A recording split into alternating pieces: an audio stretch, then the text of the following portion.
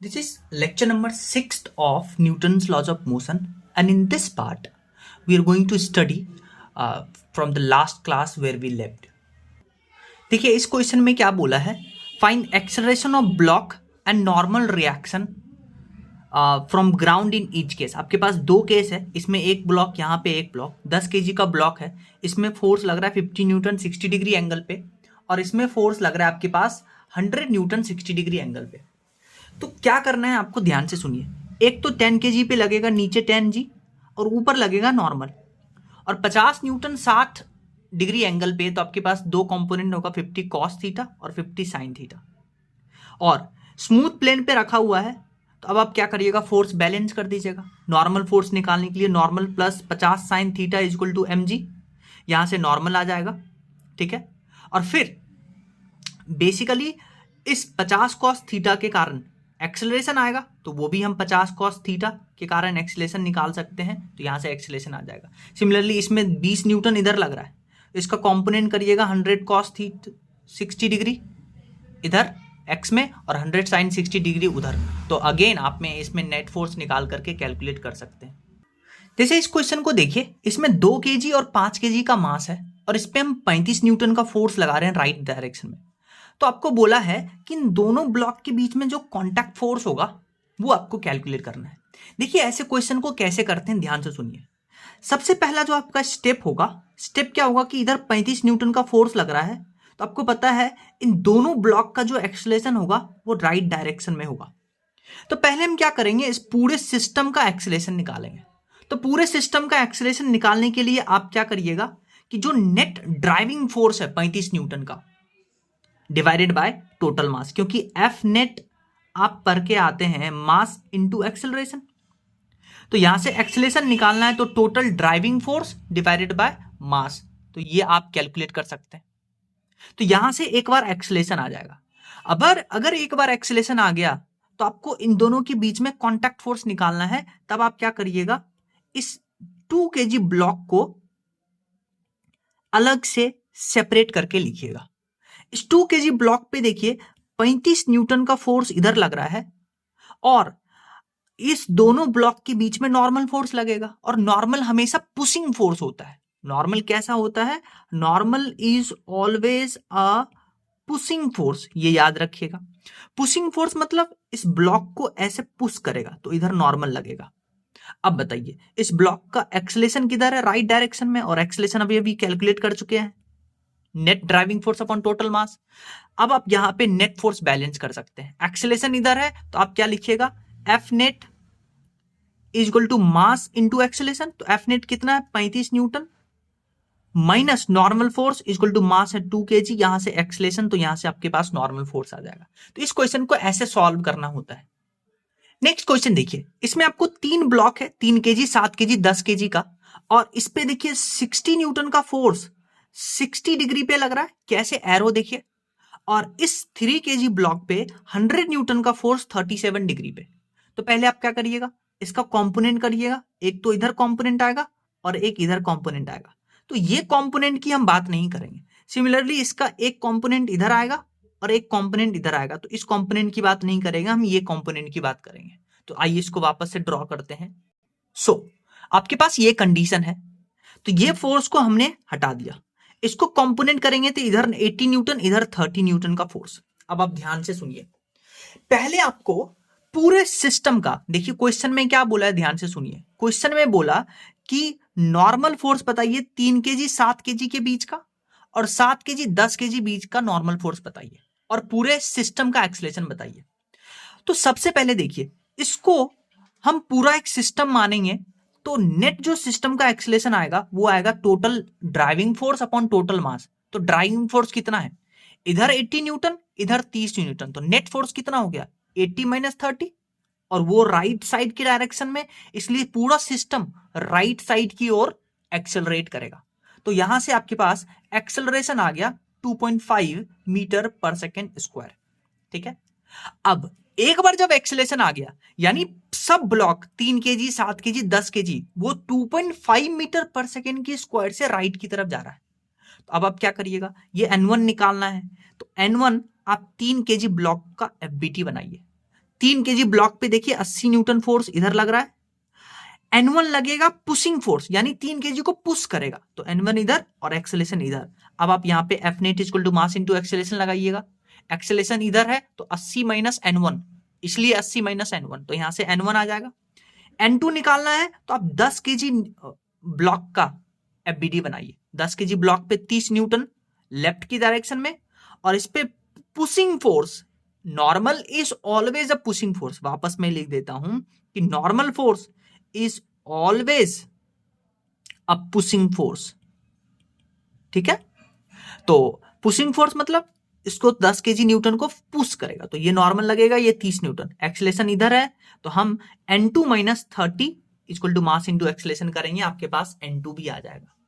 Next हम बात करते हैं कि वेइंग मशीन कैसे काम करता है ये सुनिए। मान लीजिए ये एक आपका वेइंग मशीन है, और इस वेइंग मशीन पे एक आदमी खड़ा है जिसका मास m है। पहले आप इस आदमी पे बेसिकली सारा फोर्स ड्रॉ करिए। आपको पता है इस आदमी का जो वेट होगा mg ऊपर लगेगा, और ये जो आदमी इस वेइंग मशीन पे खड़ा है तो वेइंग मशीन इसके ऊपर एक पुशिंग फोर्स यानी कि नॉर्मल लगाएगा, ठीक है। अब ये आपके पास आदमी पे क्या आ गया, फोर्स आ गया। अब ध्यान से सुनिए, ये जो आदमी इस वेइंग मशीन पे खड़ा है तो ये वेइंग मशीन नॉर्मल ऊपर लगाया, तो सिमिलरली एक्शन रिएक्शन पेयर से ये आदमी क्या करेगा, इस वेइंग मशीन पे नीचे की ओर नॉर्मल लगाएगा, ठीक है, नीचे की ओर नॉर्मल लगेगा। और यही नॉर्मल जो है वेइंग मशीन एक्चुअली रीड करता है। तो अगर आपसे पूछे कि वेइंग मशीन क्या करता है, कैसे काम करता है, तो आप बोलिएगा वेइंग मशीन जो है it reads normal force, always weighing machine reads normal force, ठीक है। तो ये देखिए नॉर्मल फोर्स ही रीड करता है। अब अगर ये आदमी रेस्ट पे है, तो आपको पता है ये आदमी रेस्ट पे है, तो इसका जो नॉर्मल होगा वो इसके वेट के बराबर होगा, mg के बराबर। और यही नॉर्मल वेइंग मशीन रीड करता है, तो अभी वेइंग मशीन का रीडिंग कितना आएगा, mg के बराबर। डन। आइए अब हम क्या करते हैं, इस वेइंग मशीन को लिफ्ट के अंदर ले जाते हैं। तो हम बात करने जा रहे हैं कि इफेक्टिव और apparent weight of a man in lift, ठीक है। अब पहला केस सुनिए, if lift is at rest और moving with uniform velocity. Uniform velocity कहने का मतलब कि लिफ्ट का एक्सेलेरेशन 0 है, या तो ये बोल दिए या बोल दे कि लिफ्ट रेस्ट पे। तो मान लीजिए ये लिफ्ट है, इस लिफ्ट में ये देखिए वेइंग मशीन है और इस पे आदमी खड़ा है। तो अगर लिफ्ट कांस्टेंट वेलोसिटी से जा रहा है, इसका एक्सेलेरेशन 0, तो अगर इस पे आप बेसिकली एफ नेट लगाइएगा, F net equal to mass into acceleration, क्या लगाएंगे, F net equal to mass into acceleration, तो इसमें नेट फोर्स कितना होगा, normal minus mg equal to mass into acceleration 0 है, तो यहां नॉर्मल mg के बराबर है। और ये जो वेइंग मशीन है ये किसको मेजर करता है, नॉर्मल को मेजर करता है।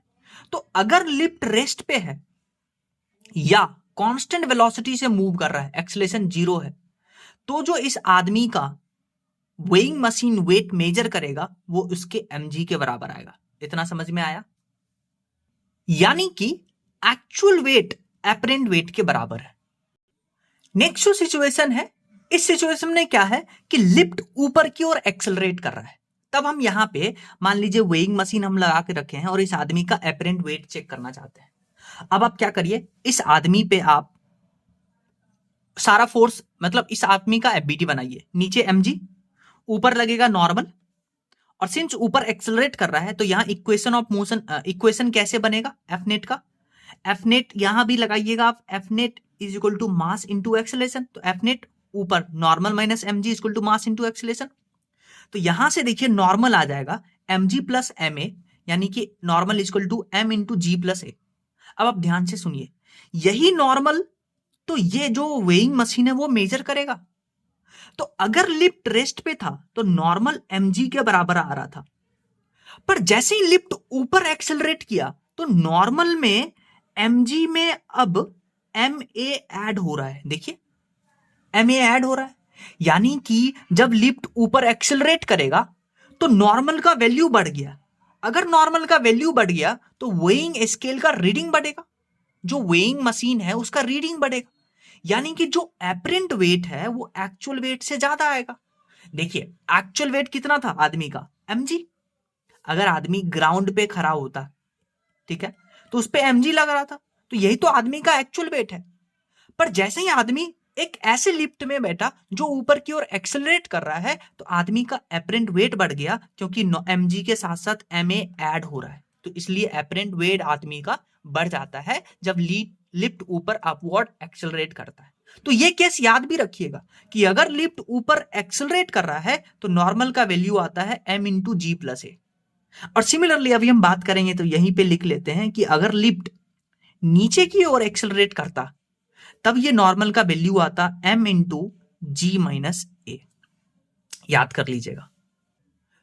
सिमिलरली अब ये लिफ्ट नीचे की ओर एक्सेलरेट कर रहा है, नीचे की ओर एक्सेलरेट करेगा, अगेन इस पे एफबीडी बनाइए, और नीचे की ओर एक्सेलरेट कर रहा है इसलिए mg minus normal equal to mass into acceleration. तो यहां से देखिए नॉर्मल आ जाएगा m इंटू जी माइनस वे। अब आप देखिए क्या, देखिए जो एक्चुअल वेट था आदमी का वो mg था, अब mg में से ma सब्सट्रैक्ट कर रहे हैं, यानी कि जो एपरेंट वेट होगा वो एक्चुअल वेट से कम होगा। यानी कि जब लिफ्ट नीचे की ओर एक्सेलरेट करेगा तो आदमी का जो वेट, जो वेइंग मशीन कैलकुलेट करेगा, वो कम आएगा एक्चुअल वेट से। तो ये याद रखिएगा, नीचे की ओर लिफ्ट एक्सेलरेट कर रहा है तो नॉर्मल का वैल्यू आता है mg माइनस ma, और यही नॉर्मल तो वेइंग मशीन जो है वो मेजर करेगा। यही नॉर्मल वेइंग मशीन नॉर्मली तो मेजर करता है। तो ये दो केस याद रखिएगा। अब एक नेक्स्ट इंपॉर्टेंट केस सुनिए। केस क्या है कि अगर आपको बोल दे कि लिफ्ट फ्री फॉल कर रहा है, लिफ्ट फ्री फॉल कर रहा है, पहले तो इस फ्री फॉल का मतलब समझिए। कहीं अगर आपको फ्री फॉल का, कहीं आपको अगर फ्री फॉल वर्ड दिखे तो आप हमेशा बोलिएगा कि मान लीजिए कोई ऑब्जेक्ट फ्री फॉल कर रहा है, तो आप बोलिएगा फ्री फॉल कहने का मतलब कि इस ऑब्जेक्ट का एक्सेलेरेशन ड्यू टू ग्रेविटी के बराबर हो गया, तभी ये ऑब्जेक्ट फ्री फॉल कर रहा है। तो मान लीजिए लिफ्ट फ्री फॉल कर रहा है, अब आपको इस फ्री फॉलिंग लिफ्ट में इस आदमी का बेसिकली एपरेंट वेट बताना है। एपरेंट वेट मतलब यहां वेइंग स्केल होगा, जो एपरेंट वेट कैलकुलेट करेगा, वेइंग स्केल एक्चुअल में क्या कैलकुलेट करता है, नॉर्मल। अब आप इसका एफबीडी बनाइए, नीचे एक्सेलरेशन जो कि जी के बराबर हो गया, तभी फ्री फॉलिंग का कंडीशन अप्लाई होगा। फोर्स बनाइए, mg minus normal equal to mass into acceleration, और एक्सेलरेशन के जगह पे जी रख दिए तो mg से mg खत्म, तो नॉर्मल आ गया 0। यानी कि अगर लिफ्ट फ्री फॉल कर रहा है तो आदमी का जो नॉर्मल है वो 0 आता है। यानी कि यही नॉर्मल तो वेइंग मशीन मेजर करता है, यानी वेइंग मशीन ये बताएगा कि आदमी के पास कुछ वेट ही नहीं है, आदमी का कोई वजन ही नहीं है। तो ये केस याद रखिएगा। जैसे आप इस क्वेश्चन को देखिए, इसमें बोला find reading of weighing machine. अच्छा, वेइंग मशीन क्या मेजर करता है, नॉर्मल, यानी आपको बोला नॉर्मल कैलकुलेट करिए। If acceleration of lift is 3 metre पर सेकेंड अपवर्ड। अच्छा, लिफ्ट ऊपर एक्सेलरेशन कर रहा है, आपको पता है कि जब लिफ्ट ऊपर एक्सेलरेशन करता है तो नॉर्मल का वैल्यू आता है m इंटू जी प्लस ए, और यही नॉर्मल वेइंग मशीन मेजर करेगा, ठीक है। और फिर lift is moving downward with constant velocity. Constant velocity जैसे ही आया, यानी कि एक्सेलरेशन 0 होता है, तो नॉर्मल mg के बराबर आता है। अभी हम पढ़ के आ चुके हैं। Lift falls freely, lift falls freely मतलब नॉर्मल 0, तो वेइंग मशीन में कोई रीडिंग ही नहीं आएगा। तो ये तो क्वेश्चन खत्म हो गया। इस क्वेश्चन का भी आंसर मिल गया नॉर्मल mg के बराबर। और mg देखिए, मास आपको आदमी का 60 kg गिवन है, तो नॉर्मल आ गया आपके पास 60 इंटू 10, तो ये आ गया नॉर्मल 600 न्यूटन। कब, जब lift is moving with constant velocity. अब फिर लिफ्ट जब ऊपर एक्सेलरेट कर रहा है तो नॉर्मल कितना आएगा, m into g plus a, तो मास कितना है 60 और g 10 प्लस एक्सेलरेशन है ऊपर कितना 3, तो ये आ गया 60 इंटू 13, तो 60 इंटू 13 ये आ गया 780 न्यूटन। तो आपके पास आंसर आ गया। या तो आप ये डायरेक्ट याद कर लीजिए, क्या याद कर लीजिए, आपको ये 4 केस याद रखना है कि अगर लिफ्ट ऊपर एक्सेलरेट कर रहा है तो नॉर्मल आता है g प्लस ए, m इंटू जी प्लस ए। अगर लिफ्ट नीचे एक्सेलरेट कर रहा है तो नॉर्मल आता है m इंटू जी माइनस ए। अगर एक्सेलरेशन 0 है लिफ्ट का, यानी कि कांस्टेंट वेलोसिटी से मूव कर रहा है, या फिर लिफ्ट ही रेस्ट पे है, तो नॉर्मल mg के बराबर आएगा। अगर फ्री फॉल भी है तो नॉर्मल 0, और नॉर्मल ही तो वेइंग मशीन मेजर करता है, तो आसानी से आप क्वेश्चन सॉल्व कर सकते हैं, नहीं तो डेरिवेशन कर सकते हैं हमेशा। अब जैसे इस क्वेश्चन को देखिए, इसमें बोला apparent weight of a man in lift is 1/5 of his true weight. अगर मान लीजिए इसका ट्रू वेट mg है तो एपरेंट बोला है इसका 1/5 है, यानी कि इस आदमी का एपरेंट वेट एक्चुअल वेट से कम है। और ये केस कब बनता है? हाँ, ये केस कब बनता है? जब लिफ्ट जो है नीचे की ओर एक्सेलरेट करता है, तब जो एपरेंट वेट है वो एक्चुअल वेट से कम आता है। तो इस लाइन से आपको वो समझ में आना चाहिए कि लिफ्ट किधर एक्सेलरेट कर रहा है। तो फिर आपसे पूछा है then find direction and value of acceleration of lift. तो डायरेक्शन तो पता चल गया एक्सेलेरेशन का, नीचे की ओर, और निकालना है एक्सेलेरेशन ऑफ लिफ्ट। तो आपको पता है जब लिफ्ट नीचे की ओर एक्सेलरेट करता है तो वहां जो आता है normal m into g minus ए आता है, और यही नॉर्मल तो एपरेंट वेट है, और एपरेंट वेट आपको दिया है 1/5 ऑफ एक्चुअल वेट, यानी कि 1/5 ऑफ mg। तो यहां से देखिए, यहां से m ही आ जाएगा mg माइनस mg अपॉन 5, तो एक्सेलेरेशन आएगा 4g अपॉन 5। नेक्स्ट क्वेश्चन देखिए, इसमें बोला है lift is moving upward with acceleration a, यानी पहले केस में लिफ्ट जो है ऊपर a एक्सेलेरेशन से मूव करता है। आपको पता है लिफ्ट ऊपर a एक्सेलेरेशन से मूव करता है तो नॉर्मल लिखते हैं m into g plus a. तो reading of weighing machine 56 kg weight और 56 न्यूटन, तो यानी कि वेइंग मशीन का जो रीडिंग है वो 56 न्यूटन है, यानी कि नॉर्मल का वैल्यू आपको 56 न्यूटन है, क्योंकि वेइंग मशीन नॉर्मली तो मूव मेजर करता है। और दूसरा कंडीशन है lift is moving with downward acceleration a. अब दूसरा केस में कि लिफ्ट नीचे एक्सेलेरेशन से मूव करता है, आपको पता है यहां जो नॉर्मल आता है वो आता है m इंटू नॉर्मल आता है m इंटू जी माइनस ए, और यही नॉर्मल तो वेइंग मशीन मेजर करेगा, जो कि आपको वैल्यू गिवन है कितना, और आपसे पूछा है when lift is moving with downward acceleration, तो weighing machine is 44 kg weight. 44 kg weight मतलब हाँ, यानी कि 440 न्यूटन। तो अब आपसे पूछा है then find true weight of man, यानी mg बताना है और वैल्यू ऑफ ए। तो mg निकालने के लिए आप क्या करिए, ये जो दोनों इक्वेशन है, ये जो दोनों इक्वेशन आप कैलकुलेट कर सकते हैं, इसको ऐड कर दीजिए, तो ma से ma खत्म, तो यहां से mg आ जाएगा। एक बार जब mg आ गया तो आप किसी भी फॉर्मूले में वैल्यू रख करके mg का यहां से आप एक्सेलेरेशन कैलकुलेट कर सकते हैं। नेक्स्ट क्वेश्चन देखिए, इसमें बोला है among the following in which case weighing machine reading will increase. आपको मैंने बताया था वेइंग मशीन मतलब डब्ल्यू एपरेंट किस में ज्यादा होगा, एक्चुअल से। तो मैंने आपको बताया था कि अगर लिफ्ट ऊपर की ओर एक्सेलेरेट करता है तो इसमें नॉर्मल का वैल्यू आता है m इंटू जी प्लस ए, और एपरेंट वेट एक्चुअल वेट से बढ़ता है। यानी आप खोजिए कि कौन से कंडीशन में लिफ्ट का एक्सेलेरेशन ऊपर है। तो अब देखिए, पहला upward moving lift with increasing speed, यानी कि लिफ्ट जो है ये ऊपर मूव कर रहा है और स्पीड इंक्रीज कर रहा है, यानी एक्सेलेरेशन ऊपर है, तो इस केस में पक्का जो वेट है एपरेंट वेट पे बढ़ेगा। Upward moving lift with decreasing speed, decreasing speed मतलब लिफ्ट तो ऊपर मूव कर रहा है पर एक्सेलरेशन नीचे है, तो इस केस में तो एपरेंट वेट कम हो जाता है, तो ये ऑप्शन गलत है। Downward moving lift with increasing speed, downward moving lift with increasing speed मतलब एक्सेलरेशन नीचे है, तो ये भी गलत है, इसमें भी तो एपरेंट वेट डिक्रीज करेगा। Downward moving lift with decreasing speed, ये इंपॉर्टेंट केस है। इसमें बोला है कि लिफ्ट जो है वो नीचे की ओर जा रहा है पर उसका स्पीड जो है वो डिक्रीज कर रहा है। स्पीड डिक्रीज कर रहा है यानी कहीं ना कहीं इस लिफ्ट का एक्सेलरेशन ऊपर होगा, क्योंकि लिफ्ट नीचे जा रहा है पर वो डिक्रीज कर रहा है स्पीड में, तो यानी फोर्स ऊपर लग रहा होगा। फोर्स होता है मास इंटू एक्सेलरेशन, यानी एक्सेलरेशन ऊपर है। अगर एक्सेलरेशन ऊपर है तो इस केस में भी एपरेंट वेट बढ़ेगा, तो ये भी आंसर होगा और ये भी आंसर होगा।